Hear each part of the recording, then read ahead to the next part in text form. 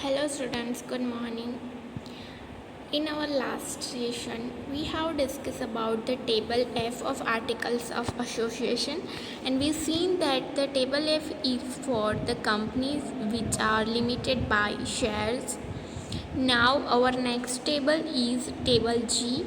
यहाँ पे ये जो सारे टेबल्स हम डिस्कस कर रहे हैं तो उस टाइप की कंपनी के लिए ये टेबल यूज़ होगा और उस वे में उसका आर्टिकल्स ऑफ एसोसिएशन प्रिपेयर होगा। तो एवरी डिफरेंट हमें पता है कि कंपनी बहुत डिफरेंट टाइप की होती है, कोई लिमिटेड होती है, कभी कोई अनलिमिटेड लायबिलिटी वाली कंपनी होती, तो उसका आर्टिकल्स ऑफ एसोसिएशन भी वैसे प्रिपेयर होगा। हमने टेबल एफ देखा जो लिमिटेड बाय शेयर्स कंपनी के लिए था, उस टाइप की कंपनी के लिए था, और वहाँ पे हमने जो कंटेंट्स उसके डिस्कस किए तो उसके आर्टिकल्स ऑफ एसोसिएशन उस वे में प्रिपेयर होगा। तो यहाँ पे हम नेक्स्ट जो डिस्कस करने जा रहे हैं वो है टेबल जी। और टेबल जी किस टाइप की कंपनी के लिए है, तो यहाँ पे टेबल जी है articles of association of a company limited by guarantee and having a share capital. तो company which is limited by guarantee and having a share capital, उसके पास शेयर कैपिटल है but which is limited by guarantee. तो अब ये limited by guarantee and having share capital का मतलब क्या होता है, इसका मतलब देखते हैं।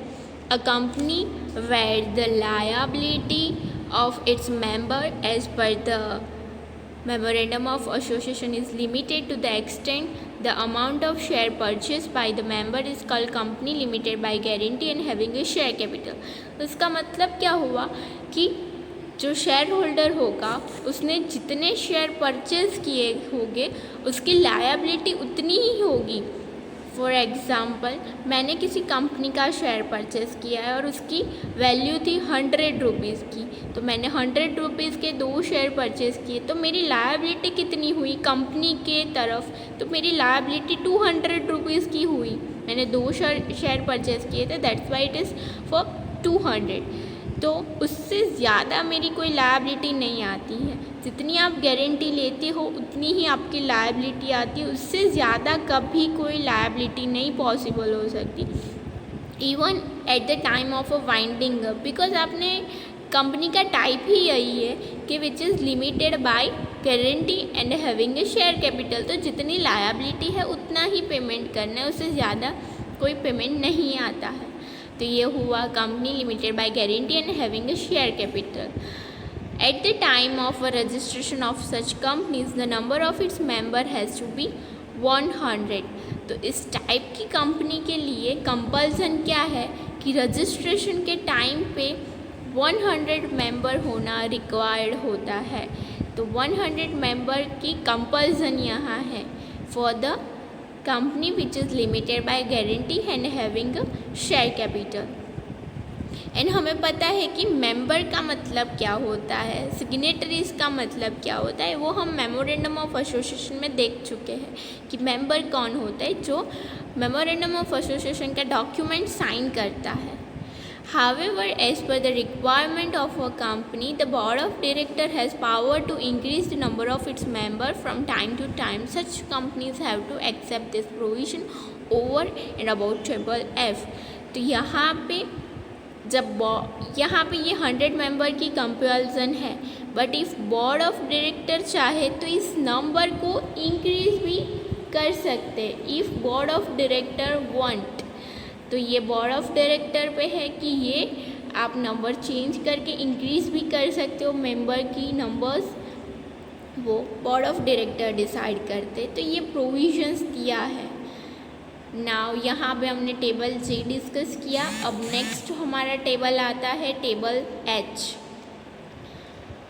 तो देखते हैं टेबल एच किस टाइप की कंपनी के लिए। तो here the table H is for the company limited by guarantee and not having a share capital. हमने जी में क्या देखा कि company limited by guarantee but having a share capital. तो यहाँ पे एच में not having a share capital, तो यहाँ पे दोनों में इतना डिफरेंस है।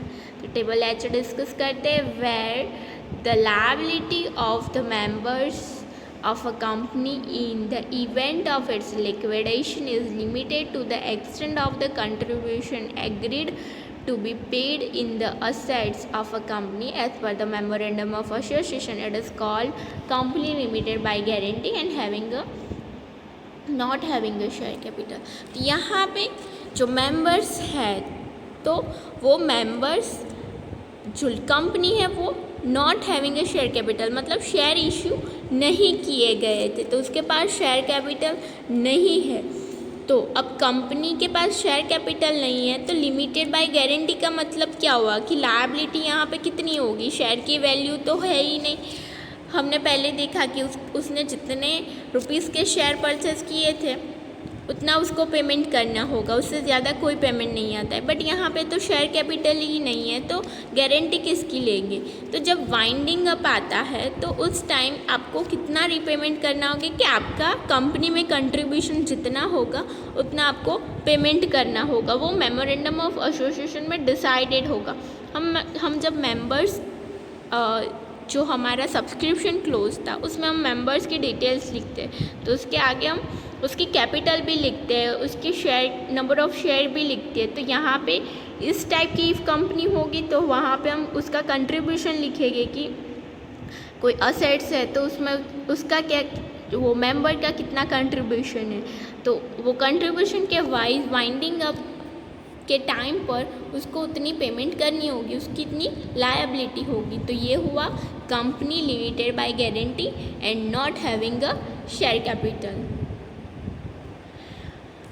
नाउ यहाँ पे कुछ थिंग्स मैटर्स है जो टेबल एच में डिस्कस की जाती है. Following matters are to be included in such articles of association. तो वो मैटर्स डिस्कस करते हैं हम. फर्स्ट है नंबर ऑफ मेंबर्स. तो नंबर ऑफ मेंबर्स कितने होते हैं तो वो यहाँ पे फर्स्ट डिस्कस किया है. For the purpose of registration of a company the number of member required is 100. The company may increase the number of its member as per its requirement. तो यहाँ पे कंपल्सन 100 मेंबर का है कि company को registration करवाना है तो number of member should be 100. इस टाइप की कंपनी के लिए ओके. हम टेबल एच के बारे में डिस्कस कर रहे हैं तो table F G H mixup ना हो जाए उसका कंसिडरेशन करना. और यहाँ पे बोर्ड ऑफ डायरेक्टर भी इस नंबर को इंक्रीज कर सकते हैं if they want. Now next point is general meeting. All the meetings except general meeting will be considered as special meeting. तो बाकी सारी मीटिंग स्पेशल मीटिंग की तरह ही कंसिडर होगी एक्सेप्ट जनरल मीटिंग. जो एनुअल जनरल मीटिंग होती है उसके एक्सेप्शन में सारी मीटिंग स्पेशल मीटिंग की तरह कंसिडर होगी. The next point which is included in articles of association of table H which is rules regarding conducting of general meeting. general meeting कैसे conduct करनी है उसके regarding rules होंगे. then procedure for adjournment of meeting. adjournment मतलब postpone कैसे होगा और उसकी arrangement कैसे होगी. rules regarding voting rights. then board of director and regulation of the meeting. chief administrative officer, manager, company secretary, financial officer and their appointment and rules to remove them. तो वो ये सारे ऑफिसर की appointment किस provision के regarding होगी, उनका remove कैसे होगा, वो सारे प्रोविजंस मेंशन होंगे. देन कंपनी का कॉमन सील एंड और स्टैम्प कैसे यूज़ होगा.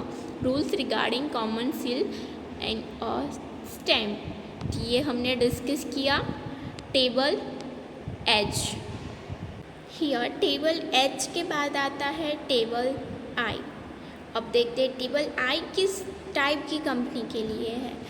तो articles of association of a company with unlimited liability and having a share capital. तो हमने अब तक जितने भी टेबल डिस्कस किए एफ जी एच तो उस टाइम शेयर कैप लायबिलिटी कितनी थी, कुछ गारंटी वाली थी, लिमिटेड थी. यहाँ पे अनलिमिटेड लायबिलिटी है और यहाँ पे शेयर कैपिटल भी है. The liabilities of the members of such company are unlimited. Such companies are also issue shares. यहाँ पे टाइप क्या है, अनलिमिटेड लायबिलिटी वाली कंपनी एंड उसके पास शेयर कैपिटल भी है तो मतलब उसने शेयर इशू किए गए होंगे.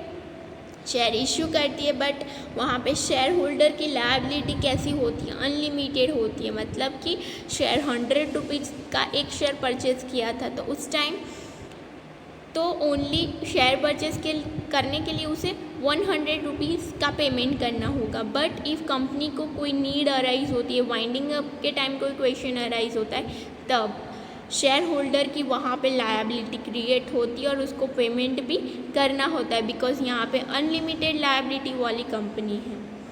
Just like sole proprietorship firm और partnership firm, the liability of member are unlimited. तो सोल प्रोप्राइटरशिप हमने देखा था कि एक ही पर्सन सब कुछ हैंडल करता है, उसका खुद का बिजनेस होता है, तो जब प्रॉफिट होता है तो भी उसका है और लॉस होता है तो भी उसे अपनी इवन पर्सनल असेट्स बेच के भी वो लॉस हैंडल करना होता है।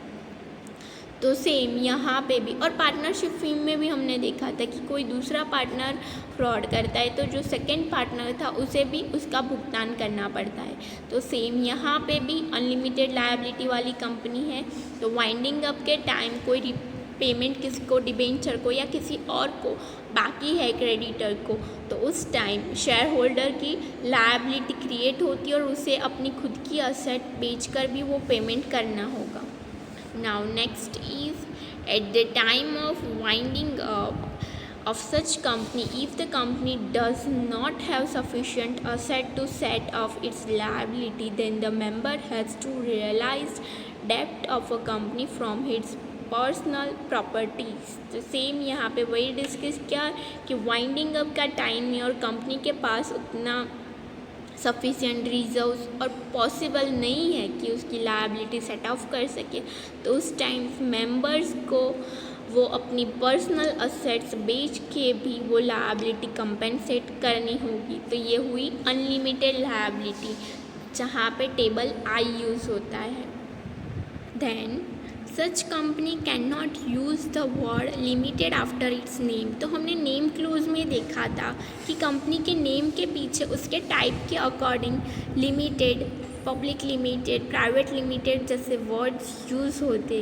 तो यहाँ पे ये जो कंपनी हम डिस्कस कर रहे हैं वो किस टाइप की है, अनलिमिटेड लायबिलिटी वाली। तो यहाँ पे हम लिमिटेड वर्ड कंपनी के नेम के पीछे यूज़ नहीं कर सकते। Such company may be commence with 100 members. However, depending upon the requirement, the board of directors may increase the number of its members from time to time. तो same हमने पहले के टेबल्स में भी यही पॉइंट डिस्कस किया था कि बोर्ड ऑफ डायरेक्टर चाहे तो वो नंबर ऑफ डायरेक्टर के नंबर्स इंक्रीज कर सकते। The provision of articles of association prescribed in table F are also applicable to such companies. तो टेबल एफ में हमने जो प्रोविजंस डिस्कस किए थे वही सब यहाँ पे एप्लीकेबल हो सकते हैं। तो ये हमने डिस्कस किया table I which is for unlimited company. उसके बिफोर हमने डिस्कस किया table H which is for company limited by guarantee and not having a share capital. उसके प्रोविज़न भी हमने नंबर वाइज देखे। देन था टेबल जी। तो टेबल जी किस टाइप की कंपनी के लिए था, company limited by guarantee and having a share capital.